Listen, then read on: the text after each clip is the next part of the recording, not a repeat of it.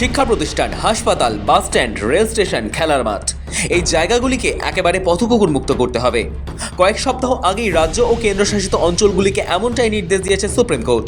এরপরেই পথকুকুরদের নিয়ে চিন্তায় বহুজন। শীর্ষ আদালতের সেই রায় পুনর্বিবেচনার আর্জি জানিয়ে এবার দেশের বিভিন্ন প্রান্ত থেকে প্রায় 50,000 পশুপ্রেমী চিঠি দিলেন সুপ্রিম কোর্টকে।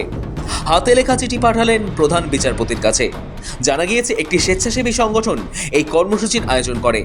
তাদের দাবি, পথকুকুরদের নিয়ে গত 7ই নভেম্বরের রায় পুনর্বিবেচনা করা হোক। এই নিয়ে সবাইকে চিঠি পাঠাতে বলা হয়। সংগঠনটি জানিয়েছে, চেন্নাই, কন্যাকুমারী, ইম্ফল সহ দেশের প্রায় সব শহর থেকেই মানুষজন অংশগ্রহণ করেছে। শুধুমাত্র রাজধানী থেকেই প্রায় 10,000 মানুষ সুপ্রিম কোর্টকে চিঠি পাঠিয়েছে। ছাত্রছাত্রী, গৃহবধূ, কর্মরত মানুষ, পশুপ্রেমী সকলেই তাদের উদ্বেগ প্রকাশ করেছেন নিজের হাতে লেখা চিঠির মাধ্যমে। 7ই নভেম্বর সুপ্রিম নির্দেশ। গত 7ই নভেম্বর পথকুকুর নিয়ে বড়সড় নির্দেশ দেয় সুপ্রিম কোর্টের বিচারপতি বিক্রমনাথ, বিচারপতি সন্দীপ মেহতা এবং বিচারপতি এনভি আঞ্জরিয়ার বেঞ্চ। তারা জানায়, শিক্ষা প্রতিষ্ঠান, হাসপাতাল, বাস স্ট্যান্ড, রেল স্টেশন, খেলার মাঠের মতো জায়গাগুলি একেবারে পথকুকুর মুক্ত করতে হবে। ডগ শেল্টারে পাঠিয়ে দিতে হবে পথকুকুরগুলিকে। আগামী 8 সপ্তাহের মধ্যেই এই কাজ সম্পন্ন করতে হবে বলে নির্দেশ দেয় শীর্ষ আদালত। সেই সঙ্গে সুপ্রিম কোর্ট জানিয়েছে, যে এলাকা থেকে পথকুকুরদের শেল্টারে পাঠানো হবে ওই এলাকায় আর ফেরানো যাবে না। কেবল পথকুকুর নয়, জাতীয় সড়ক সংলগ্ন এলাকা থেকে যাবতীয় গবাদি পশুকেও সরানোর নির্দেশ দিয়েছে সুপ্রিম কোর্ট। পথকুকুরের দৌরাত্মে প্রাণ ওষ্ঠাগত হয়েছিল দিল্লিবাসীর। একের পর এক কুকুরের কামড়ের ঘটনায় শতপ্রণোদিত হয়ে পদক্ষেপ করে সুপ্রিম কোর্ট। পরিস্থিতি সামাল দিতে প্রথমে দিল্লির রাস্তা থেকে কুকুরদের সরিয়ে নেওয়ার নির্দেশ দেওয়া হয়। এতেই শুরু হয় প্রবল বিতর্ক। কারণ দেশের বর্তমান আইন এবিসি রুলস 2023 অনুযায়ী নির্বীজকরণ ও টিকা দেওয়ার পরে পথকুকুরদের আবার তাদের পরিচিত এলাকায় ফিরিয়ে দেওয়ার কথা রয়েছে।